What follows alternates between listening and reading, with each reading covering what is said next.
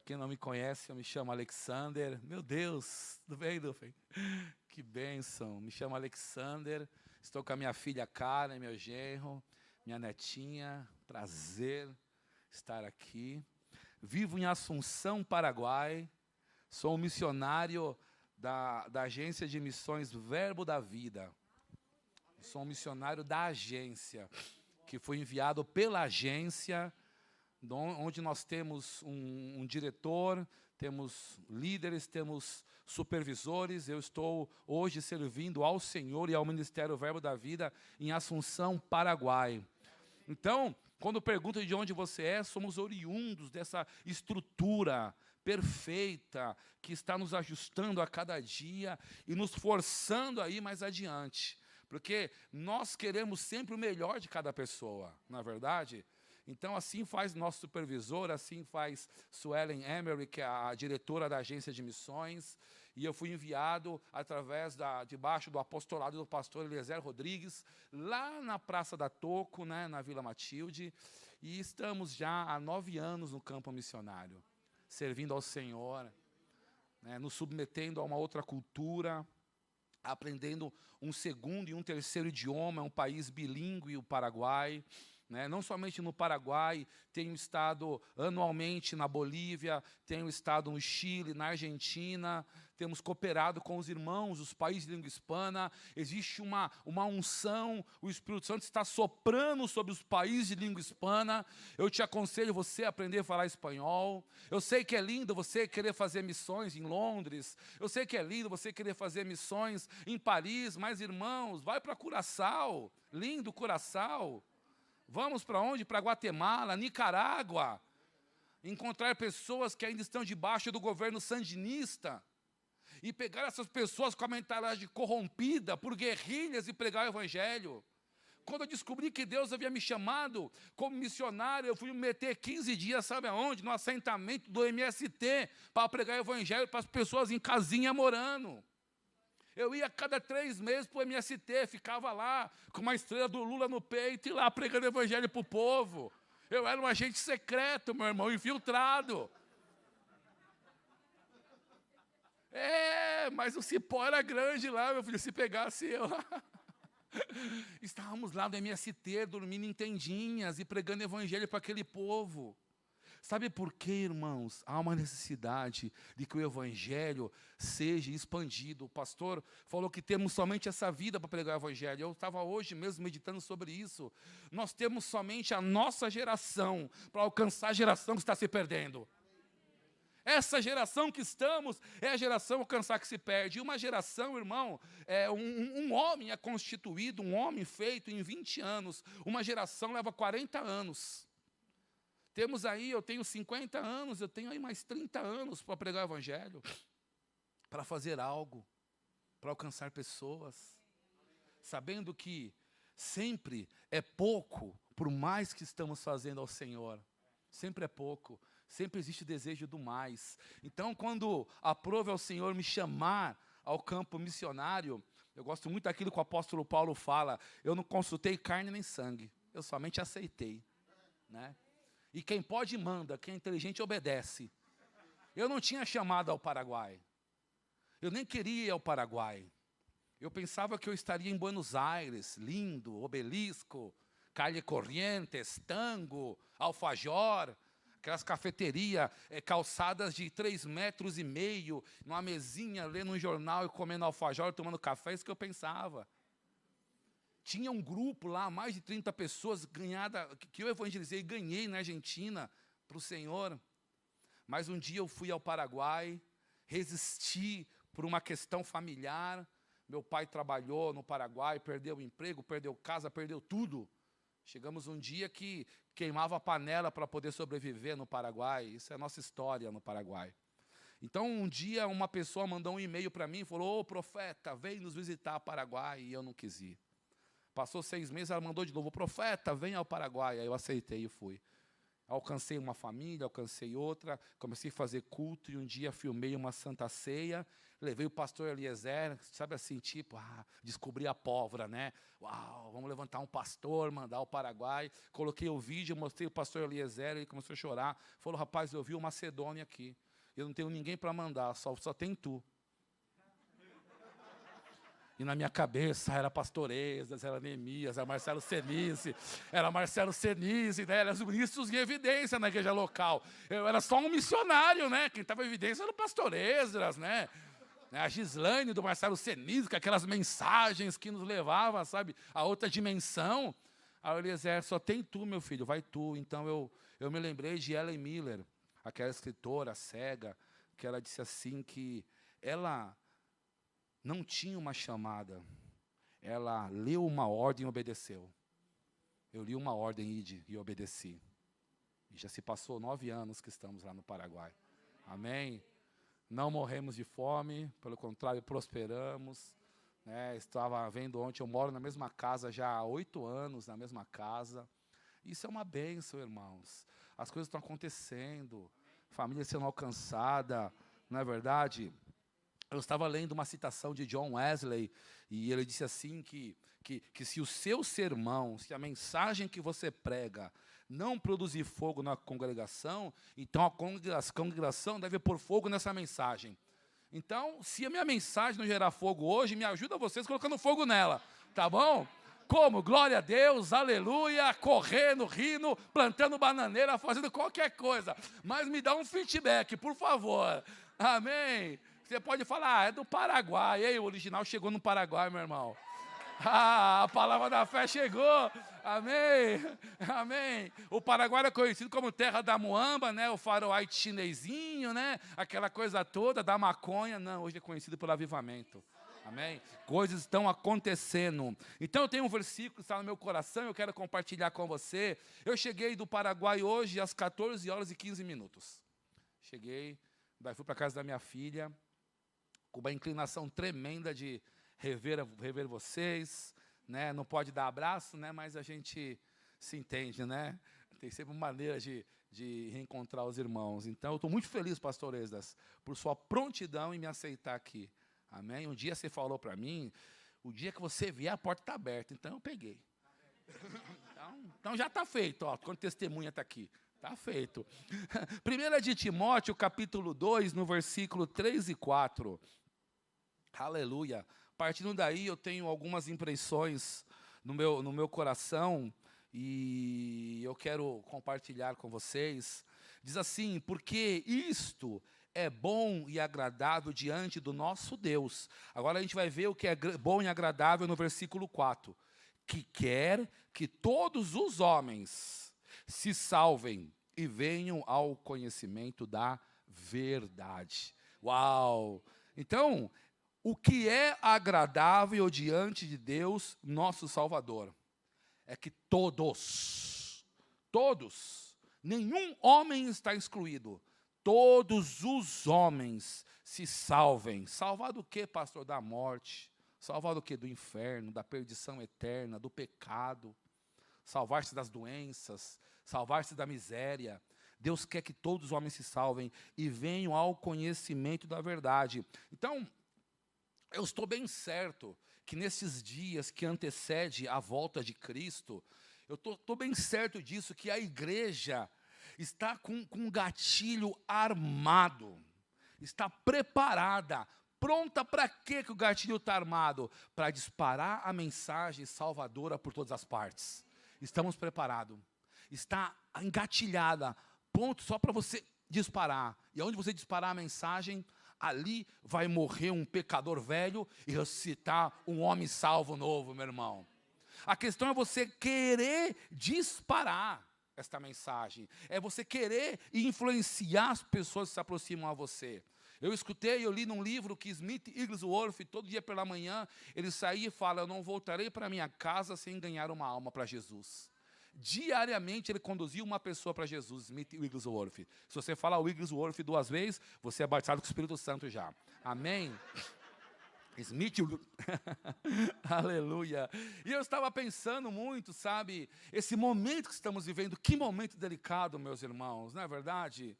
Que momento difícil, onde existem restrições, onde existem horários, toque de recolher. Eu não sei você aqui no Brasil, mas no Paraguai, tanta restrição, meu irmão. 2 anos sem culto presencial.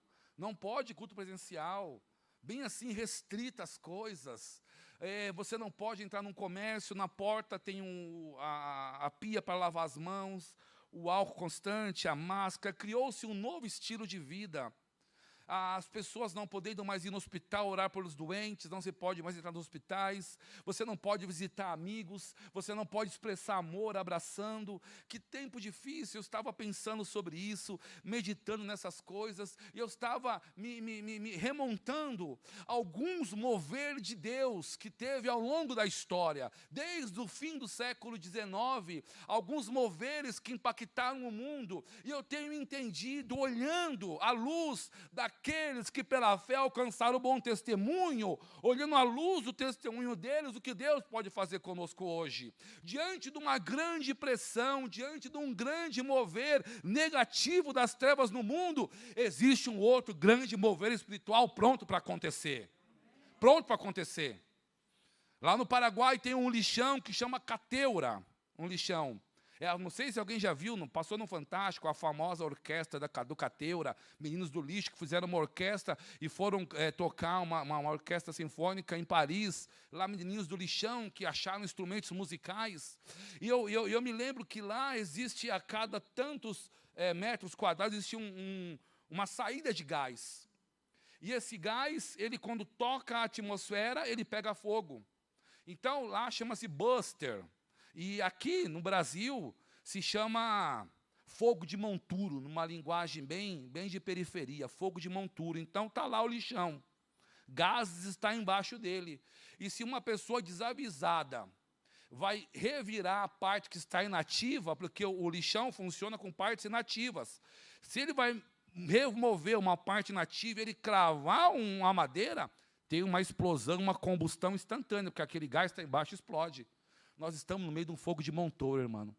Só está precisando alguém fender a terra para o fogo do evangelho sair e alcançar pessoas por todas as partes, irmãos. Está aí os escombros, está aí as más notícias, as más informações, mas tem um fogo embaixo, irmão. Tem um fogo onde você não vê, que está esperando você pela palavra romper esse chão, para que essa chama incendeie e consuma essas porcarias que está aí no mundo. É tempo de você querer, irmão, romper essa terra. Diz a palavra que o reino de Deus é semelhante a um homem que encontra um tesouro, e quanto mais e mais ele cava, mais tesouro ele vai tirando. Está aí embaixo esse tesouro. Aparentemente embaixo de escombro do Covid, restrição, impedimento de tantas coisas. Mas nós não somos daqueles que desistem, não é verdade? Nós somos aqueles que vão até as últimas consequências. Deus foi até a última consequência conosco, enviando o seu próprio Filho, Jesus. Havia algo mais que ele pudesse fazer, a não ser dar o próprio Filho? Diz a Bíblia que ele tirou a destra de comunhão, o braço direito, e lançou na terra, para alcançar eu e você. Então eu estava vendo aqui os grandes moveres de Deus, e as grandes tragédias que aconteceram no mundo. Eu estava me lembrando da Armênia, o êxodo armeno aos Estados Unidos, em 1898, quando houve uma matança sem precedente na Armênia, gente morrendo por todos os lados, pessoas morrendo de fome, não havia comida, as milícias invadindo, matando a aldeia, tudo que é parte de gente morrendo. E um homem decidiu buscar o povo dele, uma tribo chamada Kalakala. E se você não conhece a história, está no livro O Povo Mais Feliz da Terra, né? Que é o livro que a Adonep distribui. Diz que ele pegou toda uma vida e falou: Deus me disse para nós sairmos da Armênia e para os Estados Unidos. Mas o chicote estava estourando, pessoas morrendo, pessoas sendo perseguidas, e aquela família armena decidiu vir para os Estados Unidos. 1898, viajaram 1, 2, 3 anos até chegar nos Estados Unidos, em meio a toda a perseguição que teve na Armênia, em meio a todo o desastre, a tanta morte. Diz que foi um dos maiores genocídios do século XVIII, o genocídio armeno. Quando eles chegam nos Estados Unidos, quem surge no cenário cristão no ano de 1900? Charles Parham, um erudito batista que decidiu crer que havia um Espírito Santo. E um dia, numa reunião, ele foi cheio do Espírito Santo, 1902. Que aconteceu depois desse êxodo armênio da matança? 1910, um homem negro, cego de um olho, semi-analfabeto, que estudou no rema da janela, que não podia entrar, chamado William Seymour, que foi batizado com o Espírito Santo e pregou a revolução carismática, a restauração dos dons, que chegou até mim e até você. O que aconteceu com esses homens que saíram da Armênia? Se levantou um homem chamado Demos Shakarian, que criou a Associação de Homens de Negócio do Evangelho Pleno, que é um braço financeiro para a Igreja de Cristo no mundo. Sempre, irmão, antes de um grande derramamento do Espírito Santo, o diabo tenta deturpar aquilo que Deus quer fazer. Essa família podia não vir para os Estados Unidos, podia morrer lá e não existiria os homens de negócio do Evangelho Pleno. Mas decidiram ir, decidiram fazer. Eu louvo a Deus por aqueles homens que seguraram aquelas cordas, que desceram o apóstolo Paulo por aquele muro. As verdades que recebemos hoje foi graças àquelas mãos que seguraram aquelas cordas.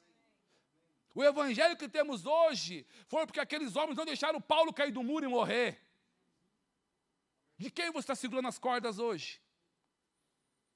Tem que estar com alguma corda na sua mão. Para produzir segurança para aqueles que vão ouvir o evangelho.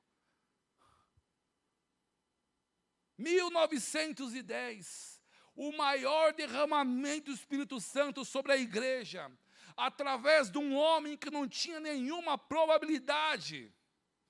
Analfabeto, filho de uma escrava, que usou a lei do ventre livre para poder estudar. Na escola bíblica, como era negro, tinha que assistir da janela, não podia participar. Quando ele ia orar, ele tinha vergonha.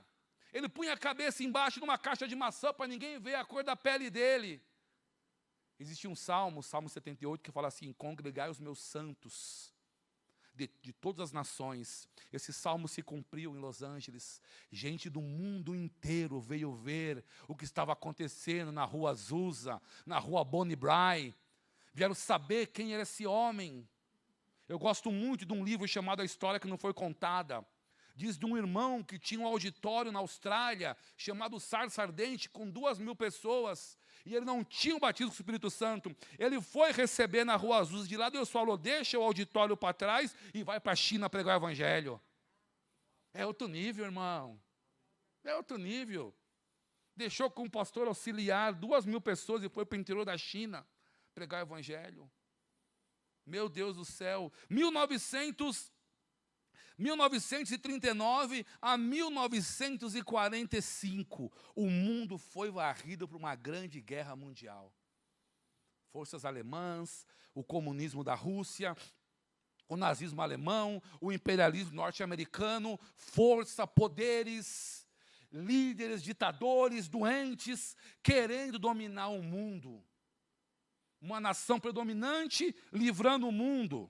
Nação americana, nações estranhas, Rússia, Alemanha, com seus regimes, querendo dominar pessoas, subjugar o homem, fazer escravos, matando nossos irmãos judeus por toda parte, o mundo num caos. Bomba de Hiroshima matou tanta gente, Nagasaki, o desastre mundial, os mísseis de russos chegando em Cuba.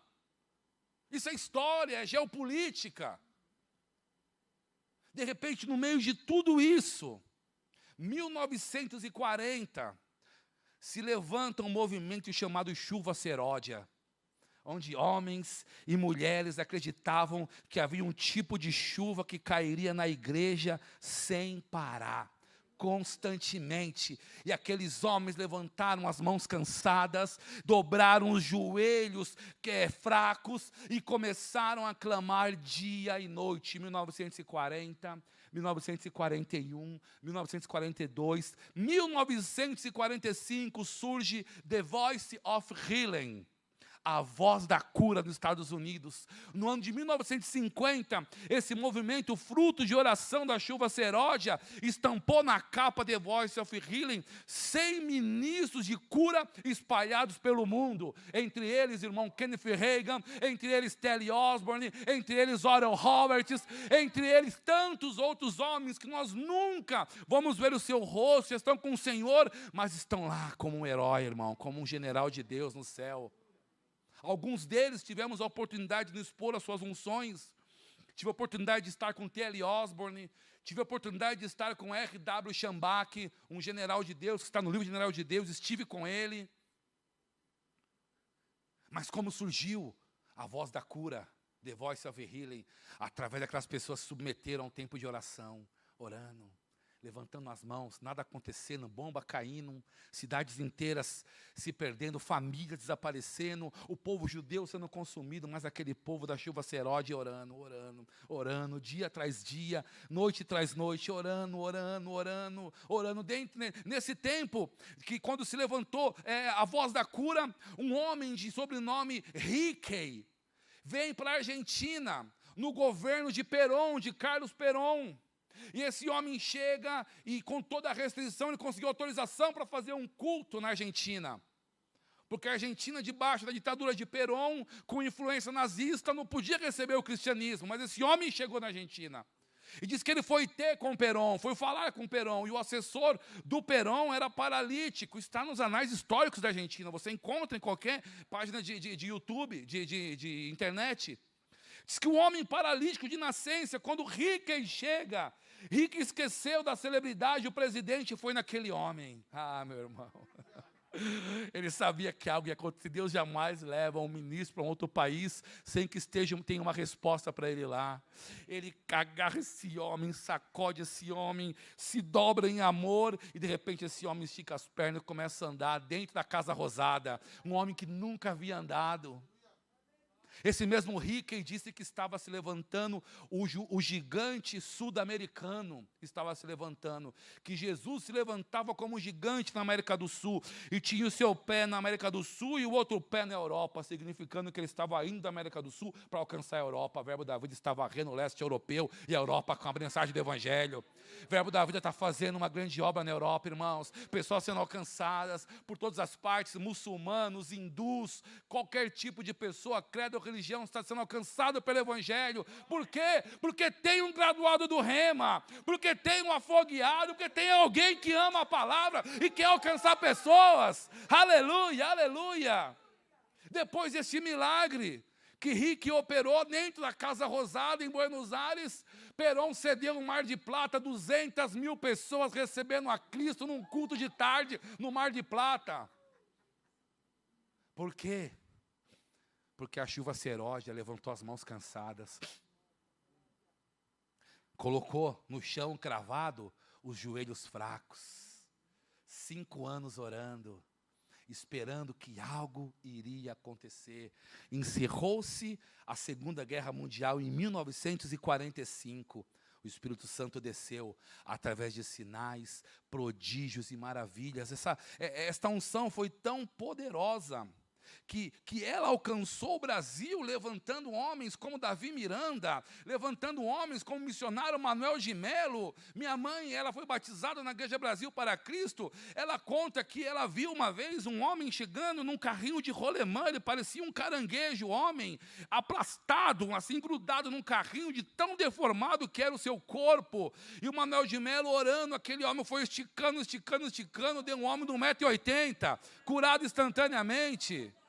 A oração da Chuva Seródia, caindo essa chuva de milagres e avivamento no Brasil. Luiz Esquiriló, quantos conhecem? O Billy Graham brasileiro, o homem que pregou em quase todas as nações do mundo o Evangelho, o homem que violou a Constituição argentina 23 vezes, tentaram matar ele inúmeras vezes, mas nunca conseguiram. Ele foi dormir com o Senhor com quase 100 anos, alguns anos atrás, irmãos. Aleluia, amém, aleluia. Deus é bom, aleluia. 1967, se eu não me engano, um brasileiro, Arnaldo Aranha, ele dá o voto de Minerva, quando a ONU decidiu que Israel seria livre e independente, Jerusalém seria a capital de Israel, necessitava alguém dar um voto Minerva, um brasileiro deu um voto Minerva, e diz a Bíblia, aquele que abençoar o povo judeu será abençoado. Um brasileiro estava lá, um cidadão baiano, soteropolitano, que deu o voto de Minerva, libertando Israel. Irmão, nós estamos debaixo de uma unção de prosperidade, que aonde você como brasileiro chegar, as coisas vão acontecer, porque nós honramos aquela nação, nós honramos aquele povo. Parece ser simples, mas existe algo espiritual por trás disso, que nos projeta. Deus está trabalhando, irmãos. Lembra daquela figueira? Jesus falou para ela, para a figueira. Aparentemente nada aconteceu.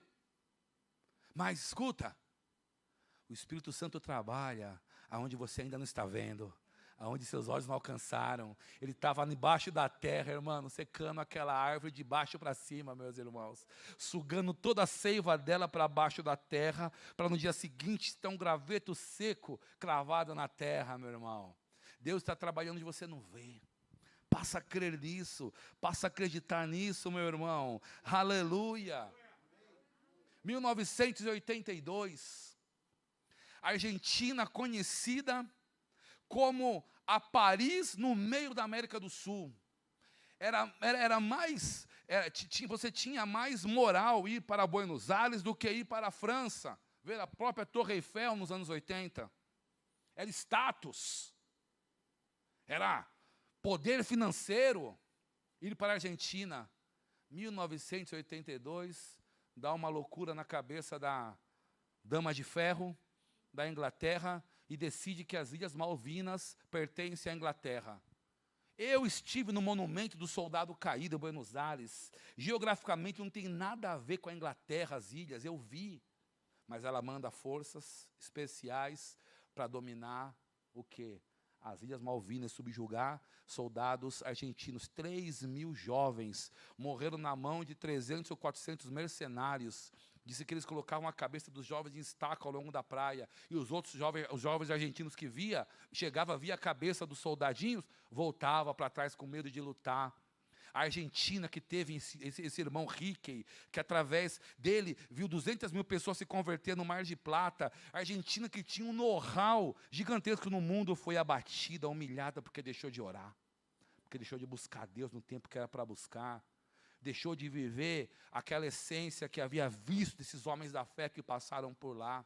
Caiu numa ruína, caiu num declínio espiritual, moral gigantesco, que não tinha saída. Em um ano, em um mês, trocou de 5 presidentes na época de Menem. Em um mês, passou os 5 presidentes na Casa Rosada, na Argentina. Menem foi um deles, saiu da Casa Rosada para a cadeia, Carlos Menem. E o que acontece no meio daquele tempo? Mãos cansadas se levantaram para orar. Joelhos fracos se dobraram. E começaram a clamar a Deus por um avivamento na Argentina. 85, 86, 87, surge um homem com a voz bem grossa, dizendo assim: "Oiga-me, Satanás!" Quantos conhecem esse homem? Carlos Anacondia, um dos maiores pregadores de tenda da Argentina. Esse homem começa a arrebanhar milhares de pessoas, pregando o evangelho, alcançando pessoas. Depois dele surge Cláudio Freison, um pregador neopentecostal, que é um homem muito culto, que está fazendo cultos até hoje extraordinário na Argentina, Cláudio Freison. O outro pastor, Ramon Cabreira, escuta, ele abriu 5.000 igrejas. Ramon Cabreira abriu 5.000 igrejas na Argentina. Meu Deus! Mas aqueles joelhos já não tinham mais força de passar pelo problema que estavam atravessando, a humilhação mundial de haver perdido a Argentina, que o dinheiro era contado no quilo praticamente. Começou a orar, orando dia e noite e dia, meses após meses, anos após anos, até que um grande avivamento chegou naquela nação. E homens ungidos se levantaram com tanta unção que Deus enviou um casal do Brasil pastor Léo e sua esposa Cris, que tem um Verbo da Vida na calle Corrientes, no centro, no casco histórico de Buenos Aires. A palavra da fé está lá, irmãos. Eu, particularmente, em um ano, fui 13 vezes à Argentina pregar o Evangelho, de tanto que era necessidade de se ouvirem a palavra da fé naquele país. Fiz 13 viagens de São Paulo a Buenos Aires, de Buenos Aires até Mendonça. Eu acredito que eu fui em tudo que é cidade, povoado, hospital, cadeia, pregando Evangelho naquelas terras, porque eu sabia que eu era a resposta da oração de muitas pessoas naquele local. Aleluia, louvado seja Deus, aleluia, Deus é bom, amém, aleluia, glória a Deus, aleluia, virada do século, século XVIII para o século XIX, África do Sul, guerra civil, problemas, uma peste, alcançando pessoas e matando pessoas por todas as ruas. Não havia mais ajuda humanitária para enterrar os mortos. Quem chega nesse cenário de destruição? Um homem chamado John D. Lake, tido como um catalisador do movimento de cura na África do Sul. E ele começa, do contrário que faziam ajuda humanitária a enterrar os mortos, ele começou a ressuscitar os mortos e começou a orar por cura divina. Chegou a um nível tão grande na África do Sul que ele disse para um repórter: você pode pegar a bactéria que matou essa pessoa agora, coloca a bactéria na minha pele e submeta ao microscópio. E disse que diante das câmeras, não sei se tinha câmera, mas diante dos jornalistas, médicos, quando colocaram um vírus que acabou de tirar de um homem morto, o vírus tocou na pele dele, diz no livro dele que o vírus colapsou e secou-se instantaneamente, de tal era a unção, de tal era a graça na vida dele. O Espírito de Cristo e vida que habita nele havia vencido o espírito da morte e do inferno. Ei, em meio a esta pandemia, saiba que o Espírito de Cristo e vida que habita em você já venceu o Covid, a peste, a destruição que está aí no mundo, meu irmão. Aleluia, aleluia, Deus é muito bom. Nós só temos realmente essa geração para alcançar a geração que está se perdendo, meus irmãos. Nós só temos esta geração para fazer algo, irmão, de peso, de calibre.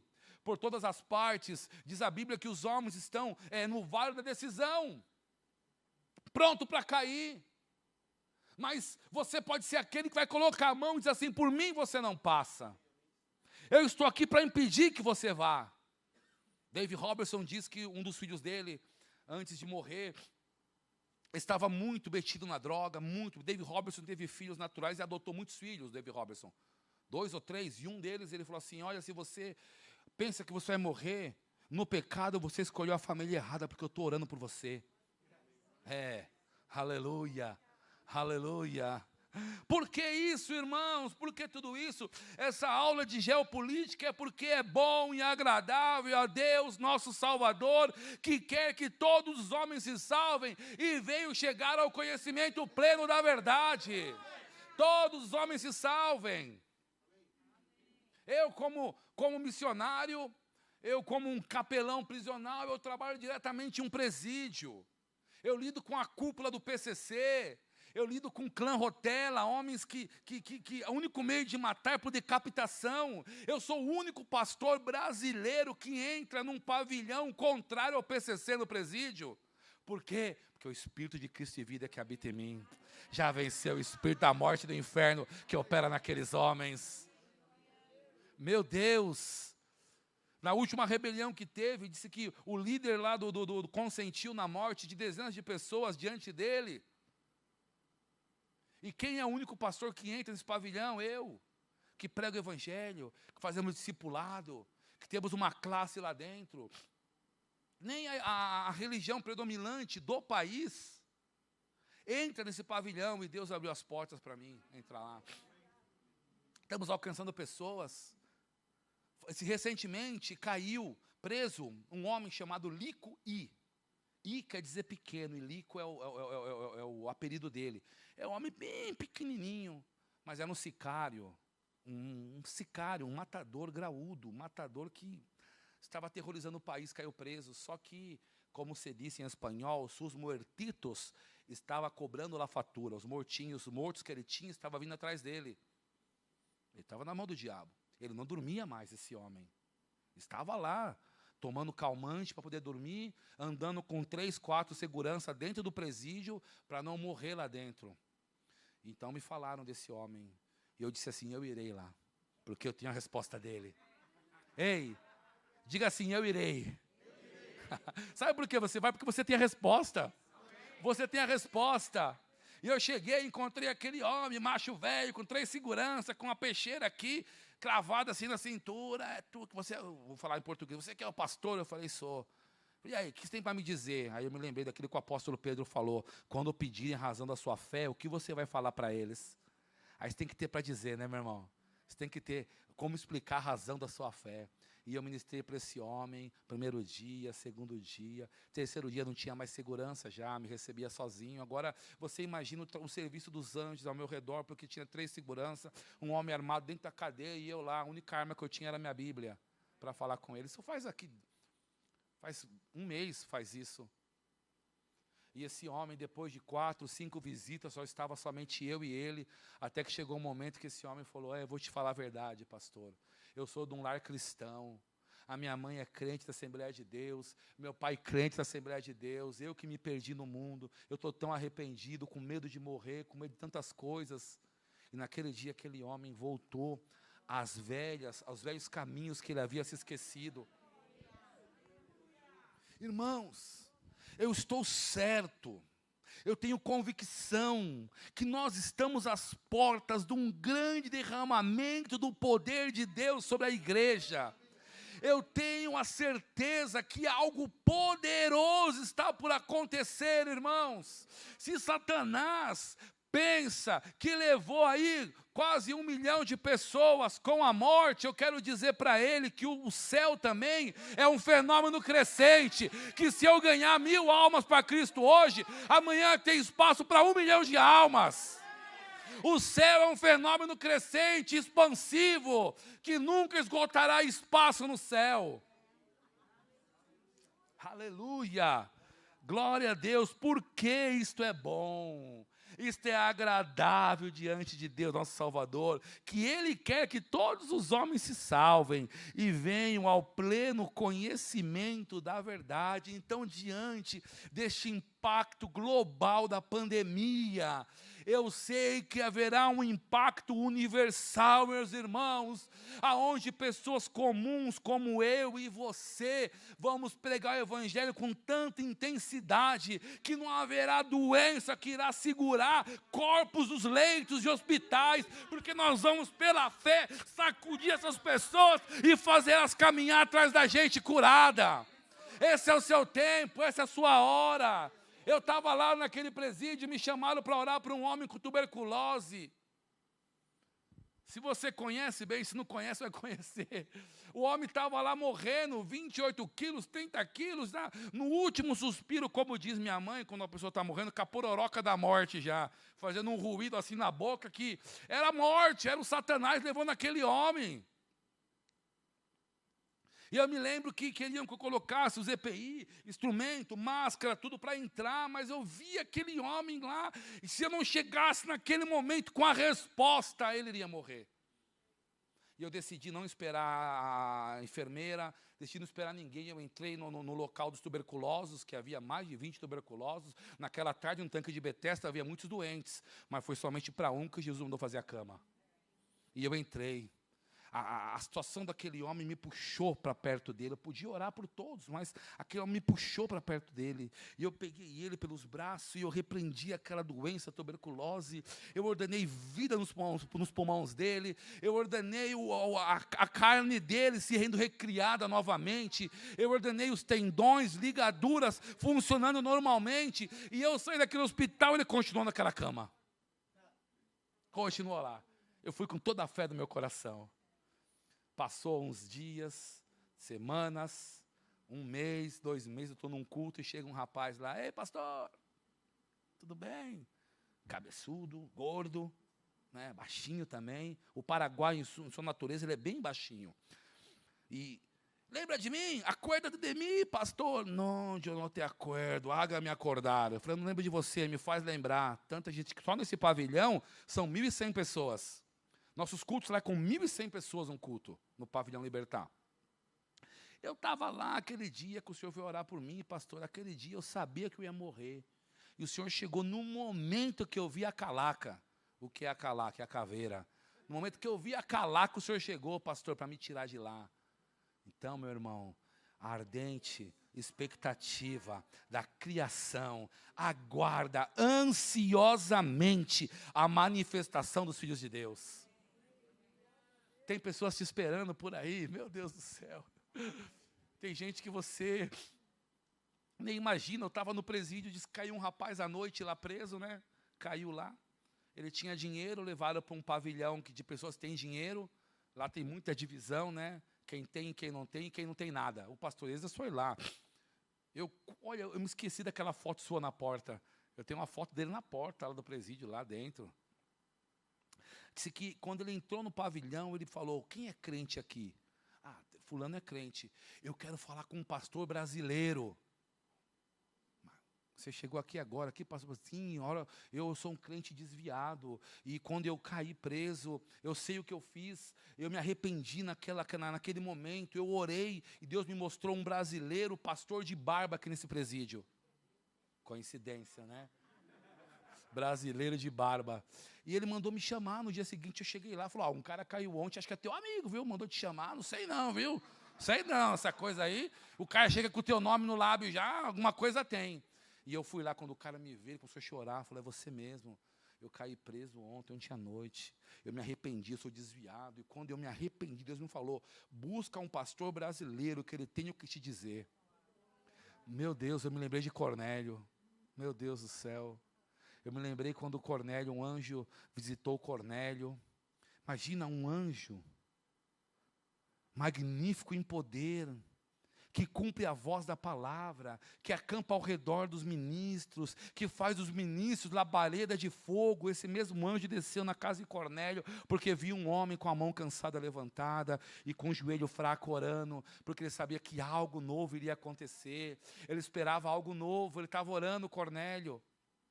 Um príncipe da corte italiana, nem judeu era. Estava lá aquele homem.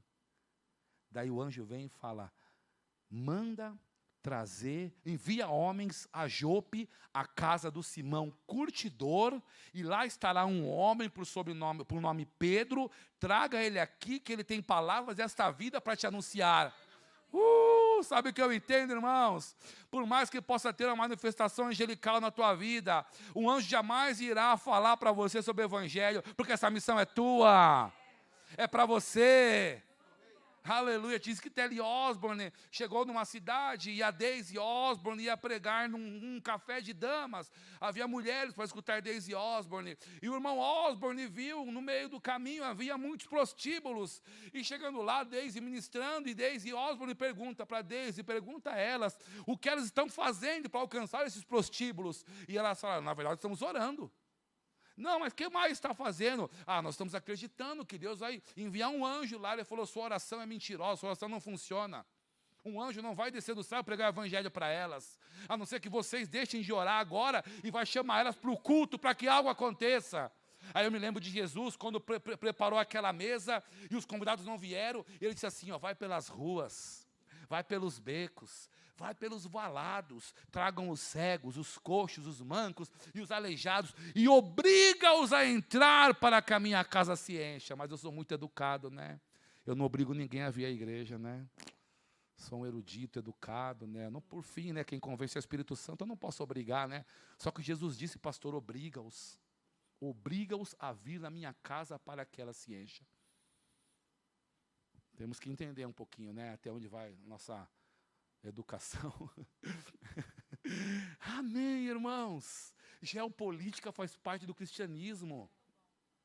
Geopolítica, quando nós vemos a maneira que os cristãos do passado, pelo bom testemunho, tiveram fé suficiente para fazer uma grande obra, isso nos inspira, irmãos.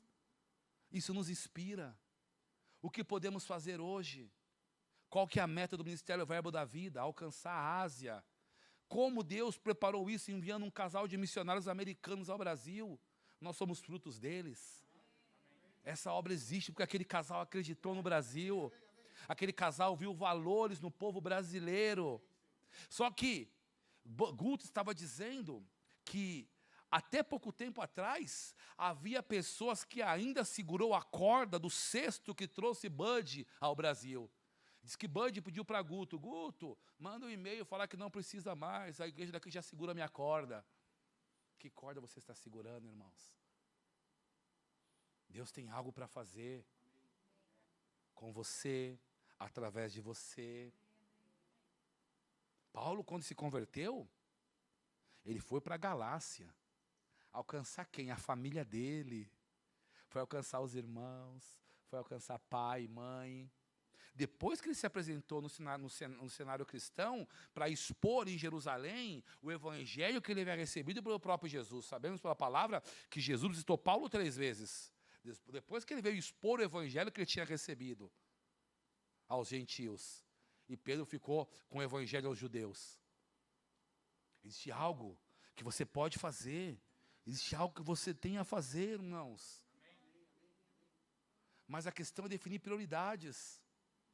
Quando Deus me chamou, eu volto a dizer, eu não consultei carne nem sangue. Eu não consultei, o interessante é que eu não pensei se eu ia ter móveis na casa, se eu ia alugar uma casa, eu não pensei se eu tinha dinheiro. Eu sei que eu cheguei lá no Paraguai, o Wesley sabe disso, cheguei lá com 3 mil reais no bolso, uma mulher loira que é mais cara para manter, e 2 filhos, porque a Karen havia ficado aqui com a minha mãe. Quem tem esposa loira sabe que é mais caro manter uma loira, né? Cabelo, pintura e coisa e tal. A nossa prova de fogo nem foi tanto o cabelo, não foi nem tanto o calor. Foi minha esposa amanhecendo um dia para fazermos uma reunião, ela não tinha um secador, porque descobriu que lá era 220, o secador era 110. Meu Deus, ali foi a prova de fé nossa. Aguentar a Fabiana com um secador que não funcionava, meu irmão. Aí, meu amigo, vou te ser sincero, aí foi a minha prova missionária, eu passei por aquele dia. Dando louvor, dando glória. Eu não sei quanto a você, mas estou decidido a fazer a diferença. À luz do que fizeram aqueles que se levantaram na unção e no poder do Espírito Santo antes de mim, eu quero seguir os passos deles. Eu quero copiar os modelos que eles deixaram para nós. Quando não tiver o que pregar, irmão, ouça uma mensagem. Se inspire escutando uma mensagem. Eu tenho no meu coração, eu ouço diariamente uma mensagem do Bud ou uma mensagem do Guto. Todos os dias eu ouço, não tem um dia que eu não ouço. Todos os dias eu tenho o meu tempo para ouvir essa mensagem. Uma do Bud e uma do Guto. Ano passado eu escutava todos os dias uma mensagem de T.L. Osborne. Houve mensagem que durante um ano eu devo ter ouvido umas 30 vezes, 40 vezes.